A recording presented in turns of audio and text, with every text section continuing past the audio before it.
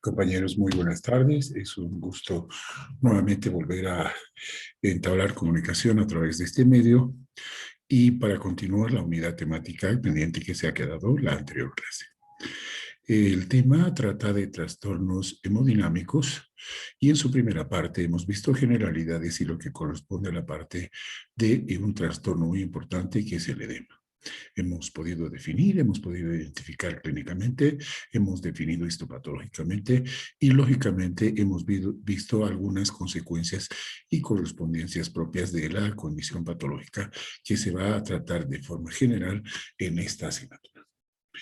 El otro tema muy importante que corresponde también o forma parte de lo que es el programa de la temática es el de la hiperemia y congestión. Mencionar que ambas condiciones, es decir, tanto el edema como la hiperemia y la congestión, son trastornos que tienen que ver muchísimo con el dinamismo que estos recorren a través de nuestro organismo. La hiperemia es una condición en la cual existe un mayor flujo de sangre. En cambio, la congestión es una condición en la cual no existe movimiento, sí existe una gran cantidad de acumulación. Ambas características o ambas entidades tienen sus diferencias. Unas se van a traducir en una sangre completamente oxigenada y la otra en una sangre completamente desoxigenada. Ambas con características particulares que las vamos a definir ahora en esta clase temática. La hiperemia y la congestión tratan ambos de un incremento o un aumento en la cantidad de sangre en un determinado lugar o un determinado tejido en una determinada condición estable. La hiperemia, por su lado, es un estado netamente activo que se caracteriza por un incremento en el riego sanguíneo producto de un aumento de la vasodilatación arteriolar. Es decir, que la zona clínicamente donde se va a generar aquella condición va a encontrarse de color rojiza. Por el otro lado, la congestión es una condición netamente pasiva, en la cual el vaciamiento de la sangre no se va a producir de manera normal, de tal forma que va a existir una acumulación en la zona y clínicamente vamos a ver en el lugar donde se va a producir la congestión un color netamente azulado o violáceo. Muchas veces, tanto la hiperemia y la congestión van a ir acompañando al proceso del edema, siempre y cuando la etiología del edema tenga que ver muchísimo con algún tipo de lesión, ya sea lesión contaminada o lesión limpia. Independientemente de aquello, los procesos de hiperemia y de congestión van a estar presentes. Mencionarme es nomás que cuando nosotros tratamos en el ámbito específico de la especialidad de la odontología, es que vamos a encontrar un proceso muy característico que hace muchísimos años se los tomaba como diagnóstico y que en la actualidad se lo toma como un proceso simplemente. ¿Sí? Hablamos de hiperemia pulpar. Y la hiperemia pulpar lo que nos estaba indicando solamente era que existía un estado activo donde existía mayor aumento del riego sanguíneo producto de una vasodilatación que acompañaba al proceso inflamatorio de una pulpa vital de un diente afectado por lesión, ya sea traumática o lesión cardiológica o cualquier otra condición. En la actualidad, el diagnóstico de hiperemia ha quedado en desuso. ¿Por qué? Porque se trataba solamente uno de los pasos que correspondía a un proceso de inflamación pulpar. ¿Sí? Entonces, tanto hiperemia como congestión están hablando de dos estados, uno activo y uno pasivo, uno en el que existe un mayor riego sanguíneo por un mayor flujo sanguíneo, y el otro que corresponde netamente a un estado pasivo, donde existe un escaso vaciamiento o una acumulación. Por otro lado, existe un estado de congestión que puede ser pasivo y muy crónico. Generalmente estos estados se tienen que relacionar sin duda alguna con estados crónicos de enfermedades. Entre ellas podemos mencionar lo correspondiente a la hipoxia o también aquellos estados donde existe muerte celular por procesos degenerativos, donde los macrófagos se van a encargar de eliminar y de dejar como los uno de los clásicos ejemplos que podemos observar es esta imagen. En esta imagen vamos a observar que definitivamente vamos a validar algún caso hipotético. Por ejemplo, este que estamos viendo acá, ¿sí? La hiperemia puede presentarse en un estado netamente inflamatorio. Este es un tejido vivo en el cual existe mayor acumulación de sangre. Y la hiperemia puede ser activa o puede ser pasiva. Y cuando se denomina pasiva es un estado congestivo donde hay acumulación de sangre. En la sangre que se encuentra hiperémica, existe mayor flujo de oxigenación. En cambio, en la pasiva o en la congestión, existe mayor acumulación de sangre completamente desoxigenada. Por lo tanto, ambos procesos patológicos nos están hablando de ciertas condiciones. Existen algunos cuadros clínicos en los cuales se pueden observar producto de alguna condición específica. Si una persona se va a someter al calor solar durante un determinado tiempo, estando que la pieza, o perdón, que la piel de esta persona es completamente delicada, o se va a someter a estados de calor extremo, la piel sensible va a generar un mayor acúmulo de sangre en una determinada zona. Este acúmulo puede ser activo, como en las famosas hiperemias, o puede ser pasivo, como en las famosas congestiones.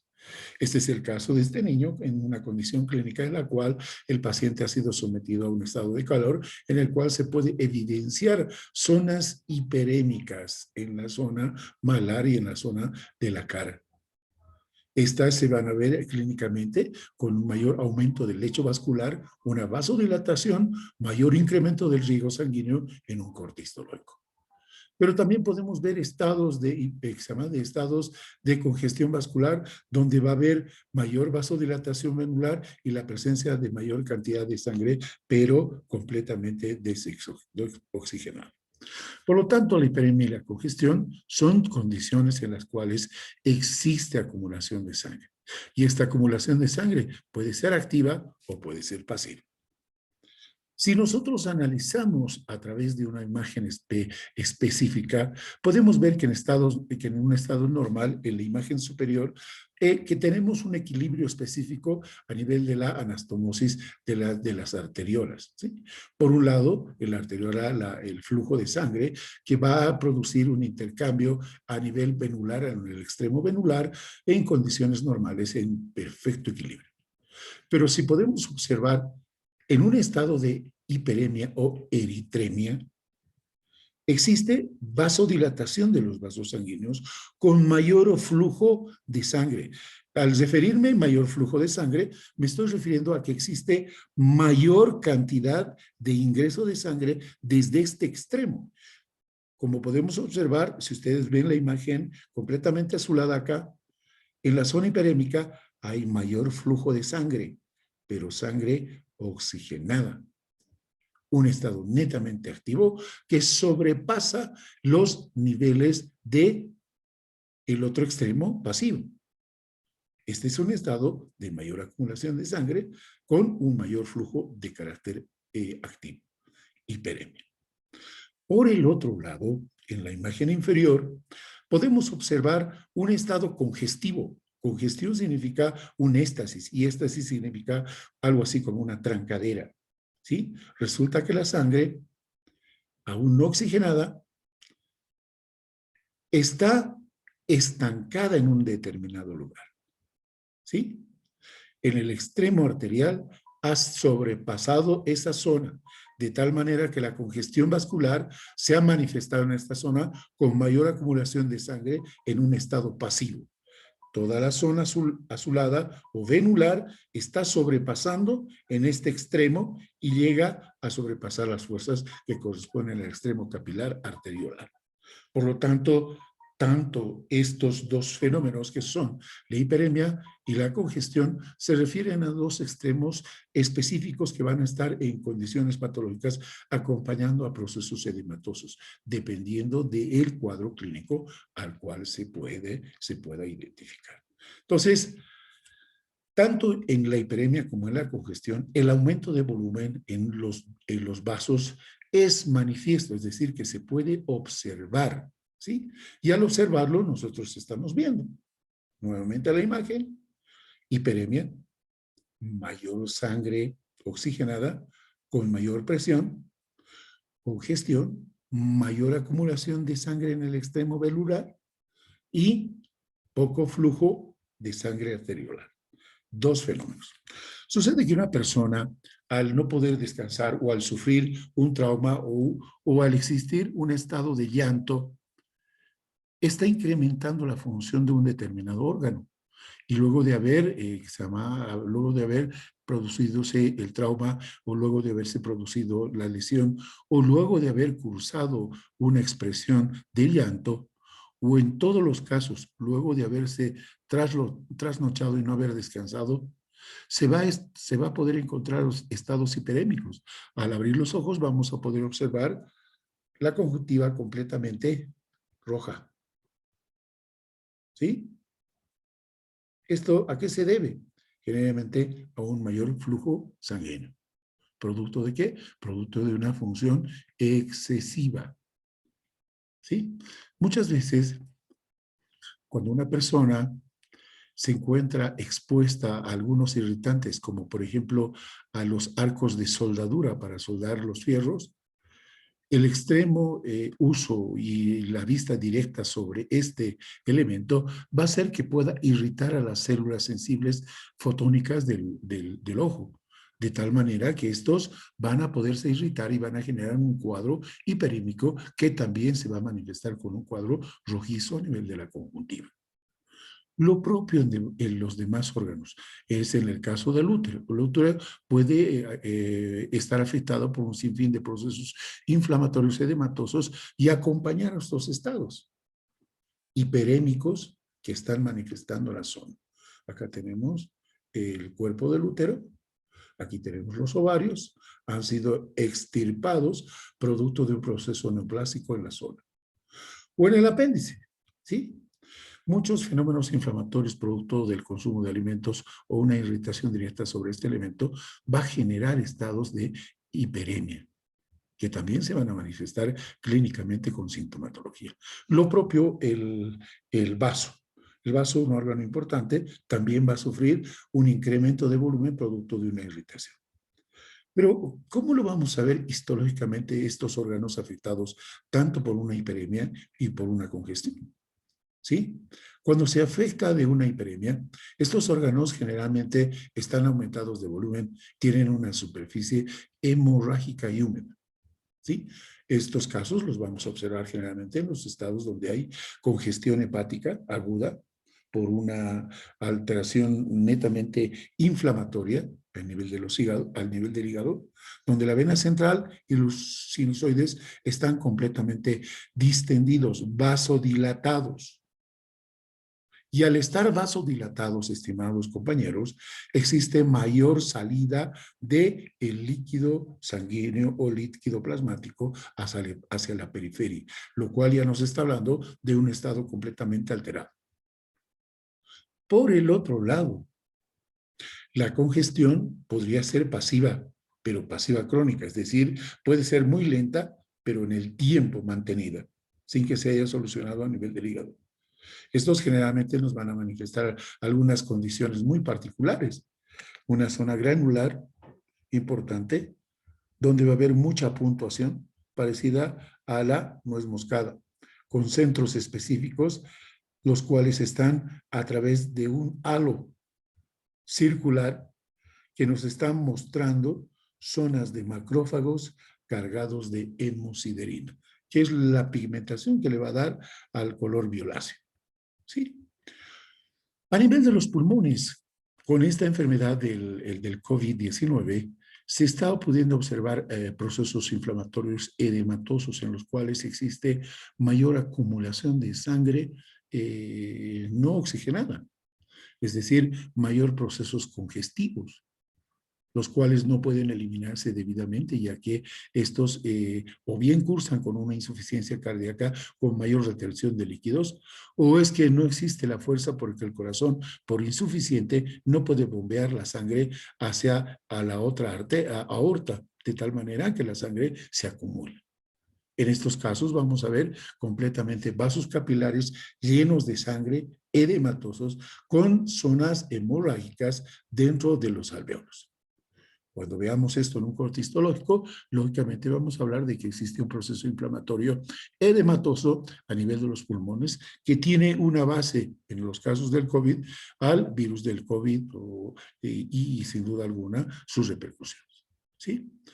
Al estar aumentado de volumen, hay también congestión pulmonar crónica. Los alvéolos van a encontrarse ligeramente engrosados y, sin duda alguna, la carga de macrófagos va a ser considerable en ellos, porque ellos además también van a llevar a costas a la hemosiderina que va a estar manifestando aquella condición específica de insuficiencia cardíaca. Estos elementos son importantes de definir, pero ahora me dicen usted, doctor, pero nosotros no estamos estudiando medicina. No, no es importante aquello. Estos procesos tanto activos como pasivos de hiperemia y congestión se van a evidenciar con las mismas características a nivel de los tejidos bucales, a nivel de los tejidos gingivales y a nivel de los tejidos pulpares, con estas mismas características. La misma característica clínica de un aumento rojo, escarlata, procedente al color de la sangre oxigenada, o rojo violácea, correspondiente a la sangre venosa no oxigenada. Por lo tanto, los cuadros clínicos van a evidenciar las mismas condiciones.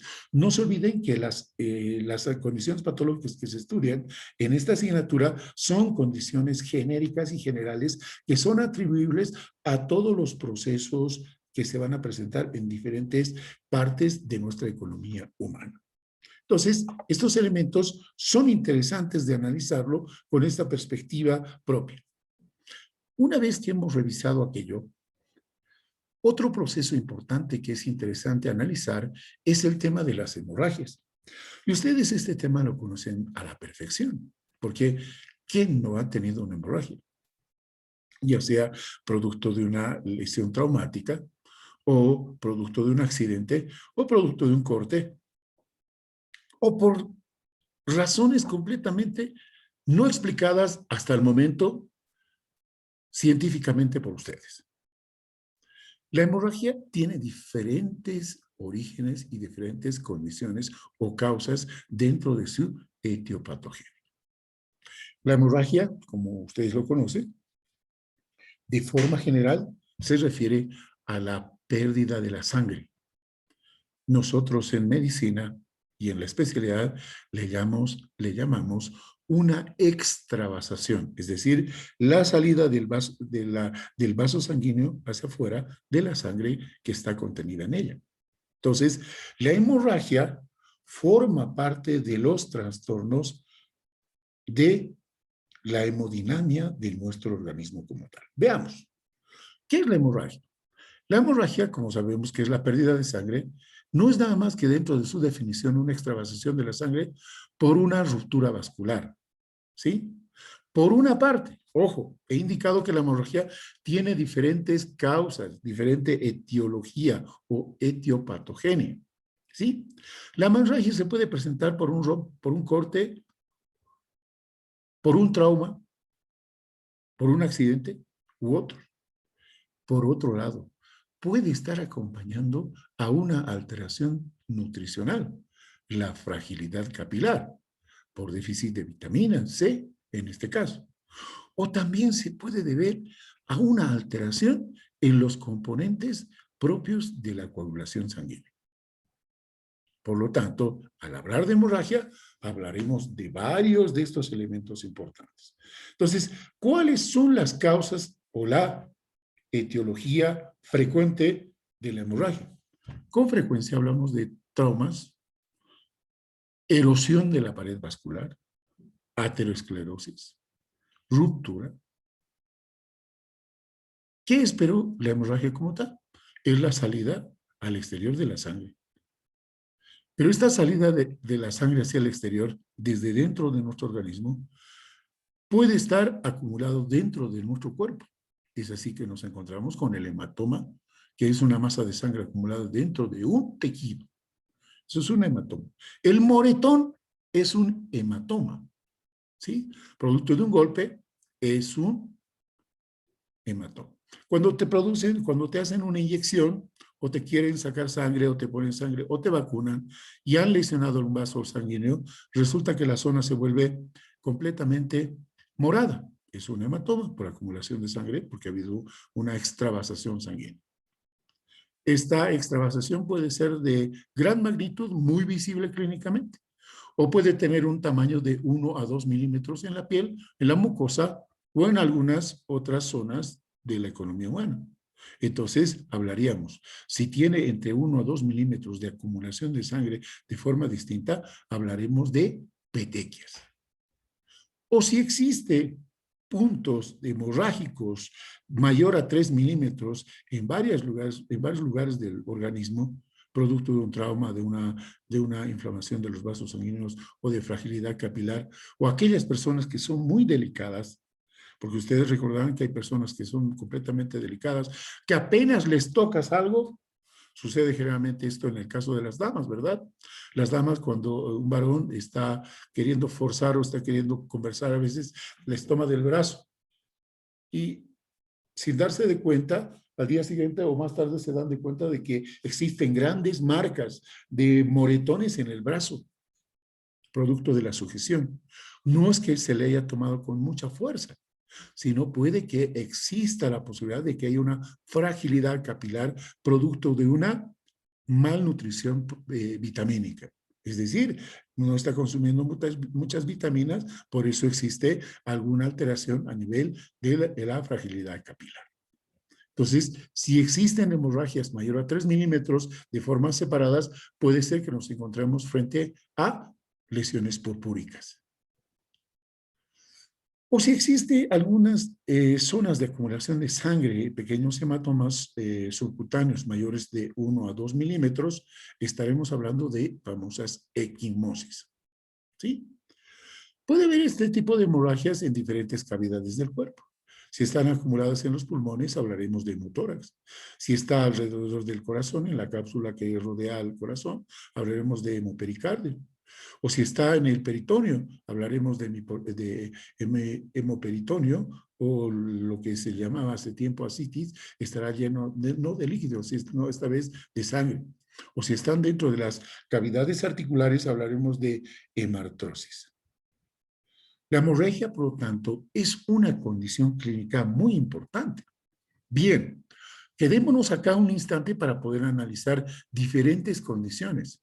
Muchas personas pueden presentar esta imagen, ¿sí? Se puede presentar esta imagen de manera intempestiva y sorpresiva sin que uno se pueda dar de cuenta. La falta del consumo de vitamina C, que es fundamental para la fabricación de las fibras colágenas a todo nivel, pero de forma específica a nivel de los vasos sanguíneos, puede condicionar a estos estados de fragilidad capilar, pero que no solamente es patognomónica, es decir, no es específico de este déficit. Puede deberse a diferentes condiciones. Por ejemplo, cuando existen alteraciones en los componentes de la coagulación sanguínea, se pueden presentar estas lesiones que se pueden ver acá, pequeñas zonas hemorrágicas. ¿Sí? La pregunta es, ¿será una petequia, será una púrpura o será una equimosis o será un hematoma? Vayamos un poquito atrás. Si son de 1 a 2 milímetros, serán petequias. Y si son mayores a 3, son púrpuras. La pregunta es, ¿serán petequias o púrpuras? Algunas son petequias y otras son púrpuras. O también pueden ser esto que nosotros llamamos, bien la atención, zonas equimóticas. ¿sí? Acá vemos zonas equimóticas, ¿sí? Y acá vemos zonas de hematoma, que también son equimosis, ¿sí? Los famosos moretones son zonas equimóticas. Los hematomas son acumulaciones de sangre en determinados lugares. Por lo tanto, en la cavidad bucal existirá condiciones en las cuales se van a presentar hemorragia, pero claro que sí. El déficit de vitamina C hace que pueda actuar a nivel de toda la vasculatura de la economía humana.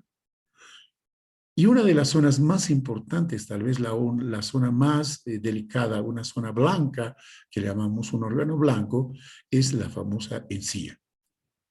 La encía, un elemento muy importante con capacidades de regeneración muy rápida a nivel de todos los tejidos del cuerpo, es decir, es el tejido que más rápidamente cicatriza, tiene un componente vascular muy importante, de ahí el color, ¿sí? La encía puede recibir un sinfín de tipo de agresiones y también puede sufrir un tipo mucho tipo de alteraciones, ¿sí?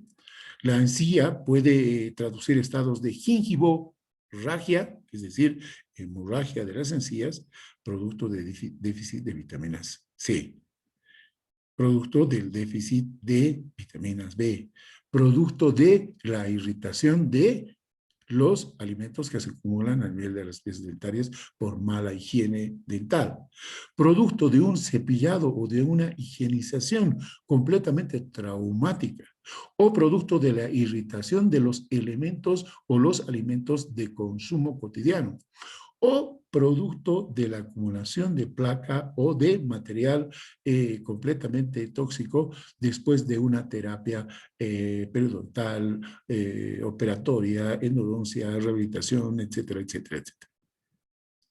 Entonces, en la cavidad oral vamos a poder encontrar estas condiciones. Y es una de las situaciones muy importantes. Las famosas epistaxis que se van a generar por sangrados de la nariz, se van a estar presentes ahí. Muchos le dan un principio fundamental a los fenómenos de incremento en la presión arterial. Pueden estar relacionadas, pero también había que buscar dentro del patrón propio de las alteraciones de la coagulación. Entonces, la hemorragia es una entidad que está presente en diferentes órganos del cuerpo, producto de una alteración de una causa completamente ya identificable. Podemos estar hablando con el paciente y referirlo. Muchas veces cuando nos presentamos con estos casos, es importante analizar y solicitar información al paciente referente a que si tiene o no una discrasia sanguínea. ¿Qué es una discrasia sanguínea? Es una alteración a nivel de los componentes de la coagulación y que también pueden tener algún componente neto de condiciones genéticas que alteren a la coagulación de la sangre. Entonces, cuando nosotros vemos a nuestros pacientes, tenemos que distinguir si existe hemorragia, que es extravasación hacia afuera del cuerpo, o existe una extravasación sanguínea hacia adentro del cuerpo. El hematoma, la petequia, la púrpura. Por lo tanto, nosotros analizamos aquello. ¿Sí? Un ejemplo claro, las petequias son las lesiones hemorrágicas más pequeñas, pues están consideradas dentro de 1 a 2 milímetros de puntos separados. Las púrpuras pueden ser zonas hemorrágicas que alcanzan a zonas de 3 a 10 milímetros y las equimosis son de 10 a 20 milímetros o más largas, producto de un sinfín de alteraciones. Aquellas hemorragias que se van a manifestar hacia la parte externa tienen que ver muchísimo con soluciones de continuidad producidas en la piel o en alguna zona de nuestra anatomía humana. Por ejemplo, las heridas producidas por objetos punzantes, cortantes, cortopunzantes, etcétera, etcétera, etcétera, van a generar orificios o zonas donde va a perderse la sangre. Muchas veces, producto de un trauma o de diferente condición etológica, vamos a encontrar sangrado a nivel del oído. ¿A qué nivel? ¿En qué casos se pueden evidenciar? muchas veces producto de un traumatismo encefalocraniano, un TEC, ya sea por caída, por golpe, etcétera, etcétera. A veces, si la lesión es muy, pero muy severa, vamos a poder observar otorragia. Y cuando tengamos otorragia, es un signo muy importante para tratarlo al paciente por emergencia, porque hay una lesión que ya ha afectado la zona.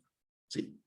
Las epistaxis también tienen relación definida con algunas condiciones de alteraciones, dentro de ellas los famosos accidentes traumáticos o también aquellas en las cuales tiene que ver el incremento en la presión arterial. Muchas veces la emisión de la hemorragia puede deberse a una salida por la boca, ¿sí? Entonces estamos hablando de que existe hemoptisis, ¿sí? Hemoptisis, ¿sí? O puede ser de origen digestivo, ¿sí? Entonces hablamos de hematemesis. Cuando la salida de la sangre se produce por el recto, por la zona anal, estamos hablando de proctorragia. Es ahí donde nosotros vamos a hablar de la presencia de heces rojas, ¿sí? Puede ver también heces completamente oscuras, como en la famosa melena, ¿sí? O evidenciar la salida de sangre por la vía de la uretra, en el caso de los varones, ¿sí? Hablaremos de hematuria. O por la zona genital femenina, entonces hablaremos ginecorragia. Me detengo en esta parte para poder explicar esta parte, por qué es tan importante que nosotros sepamos. Hubo un tiempo en el cual nosotros hacíamos un rote por el Hospital de Clínicas, quienes habíamos egresado a través de la Universidad Mayor de San Andrés. Y cuando nosotros participamos de las visitas médicas, algunas veces por el tema propio de la medicina, nosotros fuimos siempre dependientes. La carrera de odontología había sido dependiente de la carrera de medicina, porque hasta 1980 primero tenías que inscribirte a medicina y luego pasar las clases y elegir el tema de especialización de la odontología. De ahí que, digamos, se participaba de las visitas médicas y es ahí donde se hablaba de todos estos elementos. ¿Por qué? Porque el odontólogo, aparte de ser un odontólogo especialista proveniente del área de la salud, del área médica, tiene que conocer estos elementos. ¿Por qué? Porque cuando se vaya a provincia vamos a poder identificar y vamos a poder ayudar a que se pueda llegar a un diagnóstico específico a través de un léxico, a través de una forma de hablar adecuada en el ámbito médico. ¿Sí? Me dice alguien, ¿por qué puede salir sangre por el recto? Muchas veces la patología específica de la hemorragia tiene que ver muchísimo con lesiones poliposas, pólipos o lesiones neoplásicas, cáncer, ¿sí? Todo aquello tiene que ver muchísimo con el colon y con el intestino delgado. ¿Por qué puede salir sangre por la uretra? Tanto en varones como en las mujeres. Porque puede existir lesión a nivel renal, a nivel de los riñones. Puede haber cálculo, puede haber una inflamación, una nefritis, inflamación de los riñones. ¿Y por qué puede existir sangrado por el tracto genitourinario? Ginecológico en todo caso. Porque puede existir una infección a nivel del canal del parto. Por lo tanto, estas son las condiciones que a nosotros nos hacen muchísimo como profesionales, no solamente relacionados con la cavidad oral, sino el conocimiento. Entonces, la hemorragia, como un fenómeno extravasativo de sangre del aparato circulatorio hacia el exterior, es un dato muy importante a tomar en cuenta porque las causas son múltiples. Puede tener causas como enfermedades de los vasos sanguíneos. Otra de las causas, las famosas alteraciones de la coagulación, componentes. O puede ser de causa mixta. ¿Sí? No se olviden, las causas de la hemorragia pueden ser por angiopatía, déficit nutricional, O puede ser por déficit o alteración en los componentes de la coagulación. Entonces hablamos de coagulopatía. O puede tener una causa netamente mixta. O ser de causa traumática en última instancia. Las lesiones de hemorragia se van a presentar a nivel de diferentes lugares donde se haya producido la lesión, ya sea esta traumática o producto de la enfermedad evolutiva. Un incremento en la presión arterial por encima de lo normal puede generar estados completamente desastrosos a nivel de la vasculatura muy fina que se localiza a nivel del cerebro. Si ustedes observan acá, este es el cerebro de una persona que falleció hace mucho tiempo, en el cual se evidencia toda esta zona hemorrágica, zona hemorrágica, zona hemorrágica. Un corte del cerebro está evidenciando zona hemorrágica con formación de coágulos. Puede tener diferentes orígenes. Puede ser producto de un trauma o puede ser producto de un accidente cerebrovascular, un ABC. ¿Producto de qué? También puede ser producto de un trauma, pero también puede ser producto de una hipertensión arterial completamente pero muy elevada. Estos son los elementos que nosotros debemos de tener en cuenta. Se puede observar a nivel del cerebro la acumulación de sangre ya coagulada, producto de una hemorragia intracerebral. Las famosas hemorragias internas se van a evidenciar a todo nivel, ¿sí? Muchas veces a nivel del cerebro es un fenómeno completamente lesivo. ¿Por qué? Porque va a producir la compresión de diferentes órganos nobles que sin duda alguna van a afectar a diferentes. Puede presentarse a nivel del tórax, a nivel del peritoneo, a nivel de las articulaciones, a nivel del tubo digestivo, a nivel de los pulmones, etcétera, etcétera, etcétera. Por lo tanto, es una entidad en la cual se va a manifestar como tal. El hemotórax o la acumulación de sangre dentro de los pulmones es una condición. La hemorragia es una condición de vida o muerte.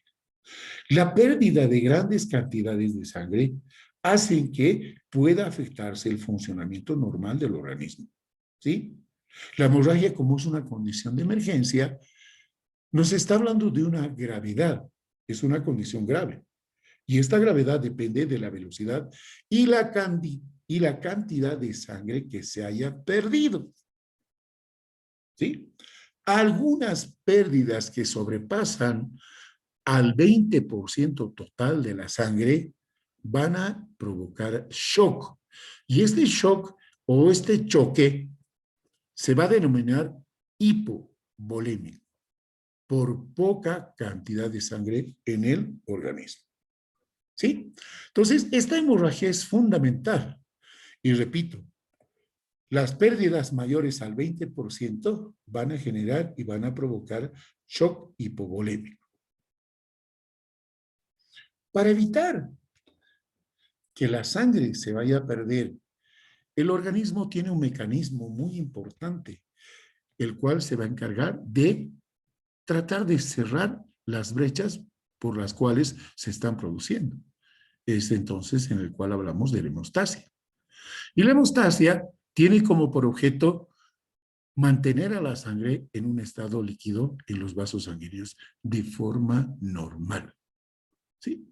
La hemostasia va a cumplir un fenómeno muy importante al formar un tapón hemostático, localizarlo en la zona y completamente cerrar la zona de pérdida de sangre en la región. Eso es lo que hace la hemostasia. Pero puede generarse algunas condiciones durante este proceso de formación del tapón hemostático, condiciones completamente alteradas, como en el caso de la trombosis. La palabra trombosis viene del vocablo trombo, que es plaqueta. La plaqueta, como un órgano importante dentro de las células sanguíneas, o sea, una célula, va a formar parte de lo que es el círculo de coagulación. ¿Sí? La acumulación de varios trombocitos o plaquetas van a dar origen a lo que es el tapón hemostático. Pero cuando este tapón hemostático sobrepasa los límites de su función, se lo va a denominar trombosis. Por lo tanto, la trombosis es un proceso patológico que está netamente opuesto a la hemostasia. Si bien la hemostasia tenía como función importante mantener a la sangre en estado líquido, la trombosis tiene un efecto completamente contrario. ¿Y cuál sería el efecto? Mantener a la sangre en estado completamente sólido. Formación de coágulos. Por eso es que se denomina la trombosis un fenómeno patológico, opuesto a la hemostasia. La formación del trombo en los vasos generalmente se produce muy, pero muy escasamente, cotidianamente dentro de lo que es un proceso normal. Pero producto de la hemostasia, la formación de trombos va a diluir. Se va a diluir producto de una acción completamente equilibrada. Pero cuando las condiciones necesarias no están presentes como la hemostasia, es ahí donde se va a generar estados de mayor formación de coágulos, los cuales en un momento determinado pueden formarse por cualquier situación simple. Ahora bien, el equilibrio entre la hemostasia y la trombosis, ¿de qué depende? Fisiopatológicamente. Depende de tres elementos importantes que van a estar inmersos dentro del triángulo de Virchow, ¿sí? O la triada de Virchow. La pared de los vasos sanguíneos, las plaquetas por su lado y el tema de la cascada de la coagulación. Estos tres elementos, al estar en equilibrio, van a contribuir a la hemostasia, es decir, a mantener a la sangre en estado líquido. Y su alteración va a producir que se genere estados de solidificación de la sangre con formación de coágulos. Es así que nosotros, cuando observamos las diferentes situaciones a través de una angiografía, podemos observar que se encuentran ciertas situaciones interesantes que cabe la duda analizarlo desde esta perspectiva. Vamos a identificar un trombo cuando hagamos un corte histológico y podamos evidenciar la luz de un vaso sanguíneo. Al hacer un corte normal vamos a observar estos pequeños coágulos de sangre pegados hacia la pared del endotelio. Por eso es que, primero, hay alteración en los factores de la coagulación, se forma el trombo. Hay alteración sobre la pared vascular que va a permitir la adhesión y se va a adherir el trombo hacia la pared. ¿Sí? Por lo tanto, además, va a existir el tema de la acumulación de las plaquetas y una alteración de la cascada de la coagulación que en un momento determinado va a sellar por completo esa zona y va a evitar el paso de la sangre de ese extremo hacia el otro lado. Y se va a generar otro fenómeno que se llama infarto. ¿Qué es el infarto? El infarto no es nada más que aquella situación en la cual, producto del bloqueo de sangre por la acción de un trombo, ya no hay ingreso o irrigación sanguínea en el otro extremo. Y ese otro extremo, al estar ausente de sangre, de nutrientes, de células defensivas y de oxígeno, se va a condicionar un estado de lo que ya mencionamos hacia atrás. Esto tiene que ver muchísimo con estos elementos importantes. Por lo tanto, la formación de un trombo en el interior de un vaso sanguíneo o del corazón se debe a tres factores etiopatogénicamente demostrados. En ellos vamos a hablar lo que se mencionaba hace un instante atrás, la triada de Virchow, que ha sido descubierto por el doctor Virchow en 1858. ¿Sí? Estos se producían generalmente por una reducción de la velocidad del flujo sanguíneo y producto de una éstasis venosa. ¿Qué quiere decir? Si hay mayor acumulación de sangre venosa, se puede formar coágulos. Eso es lo que se produce con frecuencia cuando las personas tienen varices o venas varicosas. ¿Sí? Se está formando coágulos. Y si existe alteración de los componentes de la sangre, lógicamente va a haber alteraciones en la coagulación. Y si existen alteraciones en la resistencia de la pared vascular, lógicamente va a haber alteraciones. Por lo tanto, la triada de Virchow, es decir, la lesión endotelial, el éstasis o turbulencia del flujo sanguíneo y la hipercoagulabilidad sanguínea, van a dar origen ¿a qué? A la formación de un trombo, es decir, a la trombosis. Mucho ojo con lo que acabo de decir. ¿Por qué? Porque es una situación importante que ustedes deben de conocer. Muchas personas a las que nosotros atendemos en la consulta privada tienen patologías sistémicas que tienen relación con estas. Puede ser que por una casualidad les pueda llegar a tocar este caso. Y me dirían, ¿no? Bueno, resulta que patología no me interesaba porque se hablaba mucho de medicina. Yo no quería estudiar. Si hubiera querido estudiar medicina, lo hubiera hecho. Pero es ahora cuando yo analizo y digo, esto sí es importante. ¿Por qué? Porque mi paciente viene con una condición patológica. Más bien, gracias a Dios, con esto de la enfermedad del COVID, ahora todo el mundo ya sabe qué es enfermedad de base. A mí me costaba desde el año 2006, que entré a la universidad, orientarles y hacerles entender que es una enfermedad de base. Gracias a Dios, con toda esta campaña, ya todo el mundo sabe que tiene una enfermedad de base y está susceptible a determinadas condiciones. Por lo tanto, nosotros debemos analizar todos estos fenómenos a la hora de definir, ¿sí? Muchas veces cuando las personas tienen varices en las extremidades inferiores o alteraciones venosas en las extremidades inferiores con formación de venas varicosas o varices como tal, las varices van a viajar directamente hacia los pulmones y en los pulmones puede producir embolia pulmonar y producirse la muerte de las personas. ¿Sí? El 95% de los varices van a generar embolias pulmonares, ¿sí? Producto de la formación de trombos en las venas más profundas de las piernas o por encima del nivel de las rodillas, ¿sí? Todos estos pequeños coágulos o estos trombos que se han desprendido de estas zonas inferiores se van a desplazar por conductos cada vez mayores y atravesan el hemicardio derecho hasta que penetran en la circulación pulmonar por las venas cavas inferiores y superiores. Una vez que llegan al pulmón, van a poder bloquear esa zona y van a generar zonas de infarto, donde se va a generar zonas de necrosis y se va a producir una falla en la oxigenación. Dependiendo del tamaño del trombo, este puede obstruir pequeñas o grandes arterias que sin duda alguna tienen como objeto fundamental llevar sangre oxigenada para que se pueda producir todos los fenómenos normales.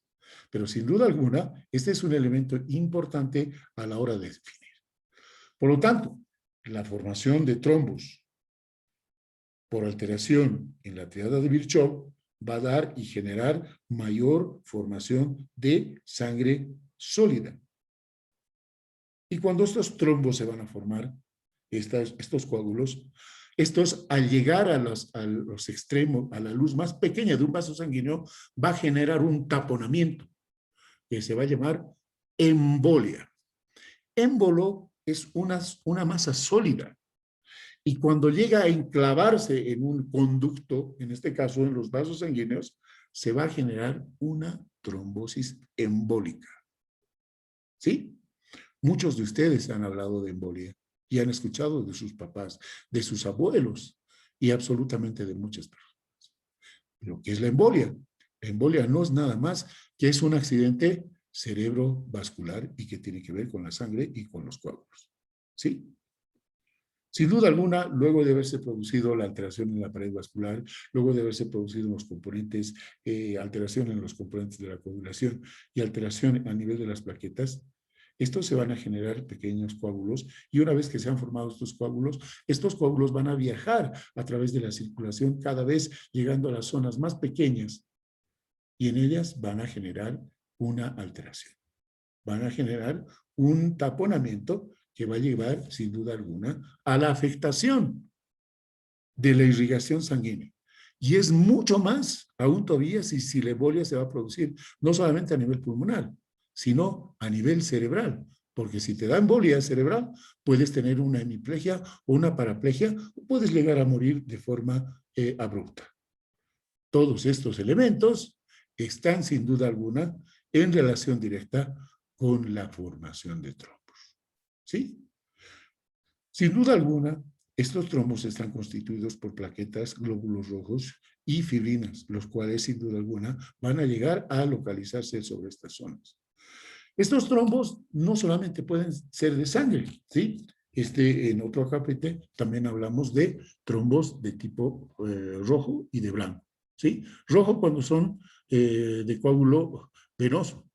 Se va a presentar generalmente en los miembros inferiores y generalmente va a acompañar a lo largo de las venas, ¿sí? Son pocamente adheridos por los que viajan de forma directamente y están constituidos netamente por eritrocitos, ¿sí? Y puede haber trombos blancos que se van a presentar en las arterias coronarias, cerebrales, femorales, tienden a ser oclusivos, finalmente se adhieren a las paredes o pueden ser gris blanquecina. Pueden estar debidos a ateromas o a pequeñas placas de grasa sobre esta zona, ¿sí? El endotelio, tanto como las plaquetas, como el tema de la cascada de coagulación, forma parte fundamental para la formación de este tipo de alteraciones, pues el sistema fibrinolítico no va a estar completamente funcionando al 100%, pues la plasmina en el sistema fibrinolítico se va a encargar de degradar a la fibrina en condiciones normales y hacer que la sangre se vuelva diluida, líquida. Pero cuando este sistema fibrinolítico no actúa, generalmente la sangre se va a consolidar, se va a volver sólido. Y es ahí donde vamos a tener este problema. ¿Todo por qué? Por la acción de la triada de Virchow, donde todos estos elementos han alterado y han participado para que se pueda producir una embolia, una trombosis y una tromboembolia. Por eso es que todos estos fenómenos se van a presentar producto y van a alterar el flujo dinámico de la sangre dentro de nuestros organismos.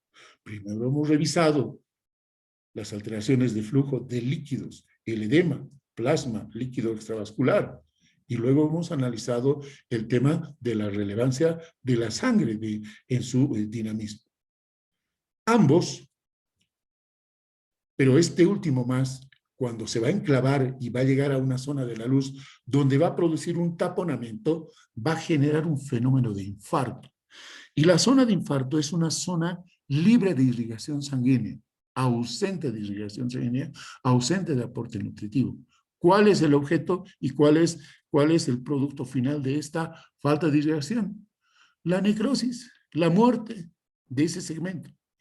Por eso es que a nivel del corazón y a nivel del cerebro, los infartos son mortales, ¿sí? Puede producirse un shock y puede generarse un infarto con deceso inmediato, ¿sí? Generalmente el infarto es una área de necrosis isquémica, isquemia, ausencia de sangre, debido a la interrupción de riego arterial de un determinado tejido u órgano, ¿sí? Hay una zona completamente falta de riego, ¿sí? Entonces, la embolia y los trombos tienen que ver muchísimo con la formación de todos estos elementos. Los trombos van a ir a taponar la circulación arterial, lo cual en un momento determinado se va a generar. El shock es tal vez la última entidad que vamos a revisar en esta parte, ¿sí? El shock se va a deber a un sinfín de condiciones que van a generar alteraciones muy graves dentro de lo que es el fenómeno reológico del organismo, ¿sí? Es la vía final común de varios fenómenos que están potencialmente mortales, tales como las hemorragias graves, los traumatismos, los famosos traumas, las quemaduras extremas, los grandes infartos y las embolias pulmonares o las sepsis microbianas o las sepsis virulentas. Shock, ¿sí? Es un estado completamente bajo en perfusión generalizada por la disminución del gasto cardíaco. ¿Qué quiere decir? Hay una bradicardia y el volumen sanguíneo circulatorio no es eficaz, falta. ¿Cómo se va a manifestar el shock? Primero, con una hipotensión arterial y la reducción del aporte de sangre. Con ello, hipoxia y falta de nutrición. ¿Sí? Los fenómenos o los efectos hipóxicos y metabólicos van a ser fatales a la hora de poder encontrar esta situación, ya que van a condicionar estados de lesión tisular completamente irreversibles y sin ninguna capacidad de recuperación, pues tal vez una intervención quirúrgica inmediata podría restablecer la circulación y así poder llevar a cabo un fenómeno recuperativo sin ningún tipo de secuelas. Ahora bien, el shock puede deberse de diferente manera a diferentes vías. Uno puede tener que ver con la función del corazón, entonces puede haber un shock cardiogénico, puede deberse a una disminución en la sangre, puede ser un shock de tipo hipovolémico, o puede deberse a un shock por un incremento en la cantidad o patogenicidad de los microorganismos, un shock séptico. Ambos van a conducir a un estado en el cual, sin duda alguna, el organismo se va a reducir y va a estar propenso a andar a la deriva por poco tiempo y llegar a la muerte en última instancia. El shock cardiogénico generalmente se debe a una falla en la bomba del corazón, del músculo cardíaco, y puede deberse a lesión interna del miocardio, a la alteración en el ritmo cardíaco, las arritmias, a la compresión extrínseca, es decir, una compresión externa que está sobre el cuerpo, o la obstrucción del tracto de la zona afectada. ¿Sí?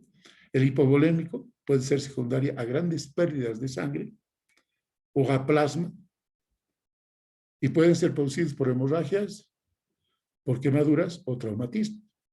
O el shock séptico, debido a la infección microbiana u otros elementos, de verdad generalmente producidos por gram negativos principalmente, seguidos de los gram positivos, los hongos, todos ellos productores de endotoxina, ¿no? Estos al diseminarse sobre y dentro del sistema vascular van a producir una infección sistémica, produciéndose gran cantidad de endotoxinas que van a continuar sobre el torrente sanguíneo y van a afectar los órganos importantes y el paciente va a morir por falla multiorgánica o generarse un shock de tipo neurogénico. Generalmente, luego de la aplicación de una anestesia, el paciente generalmente puede estar con una alteración a nivel de la lesión en la médula espinal,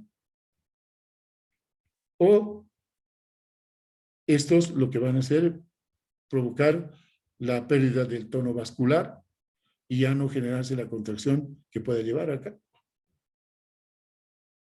O en el último caso, ser un shock de tipo anafiláctico, que tiene que ver muchísimo con la unidad que está próxima a verse, con los fenómenos de hipersensibilidad o de alergia. El shock anafiláctico, producto de una alteración por irritación o hipersensibilidad de determinado elemento u órgano, puede estar generando un estado mediado por una alteración inmunológica, donde la inmunoglobulina E va a ser el elemento fundamental que va a desencadenar la reacción con vasodilatación, aumento de la permeabilidad de los vasos sanguíneos y acumulación de líquidos fuera del espacio vascular. Entonces va a haber hipotensión, hipoperfusión tisular y anoxia celular. Como verán, todos estos elementos que tienen que ver con la parte reológica del organismo, con la parte dinámica del movimiento de los líquidos, ya sean líquidos plasmáticos o sean líquidos sanguíneos, tienen sus condiciones patológicas específicas. Todas ellas las hemos revisado en esta unidad temática denominada trastornos hemodinámicos. Por su atención prestada y por la presencia hasta el día de hoy en esta clase teórica correspondiente a la misma, les quedo muy agradecido, pues les menciono que ya en cuanto se descargue, voy a poderlo subir inmediatamente al Classroom para que ustedes lo puedan tener disponibles tanto la primera y la segunda parte. Muchísimas gracias y tengan ustedes muy buenas tardes. Ha sido un gusto poder compartir estos conocimientos. Gracias, doctor. Muchas gracias, Muchas doctora. gracias, doctor. Buenas tardes. Muchas gracias, doctor. Lo propio para ustedes, compañeros. Doctor, disculpe, más o menos ¿para cuándo estaría subido los videos? Yo calculo que será dentro de será una hora, porque esto sí es pesado. Esta parte sí es pesado. Yo en una hora, hoy mismo lo estoy subiendo, compañera. Ya, muchas gracias, doctor, para volver a verlo y que se quede mejor. Gracias. Gracias. Un abrazo, muy buenas tardes, Buenas compañeros. tardes. Buenas tardes.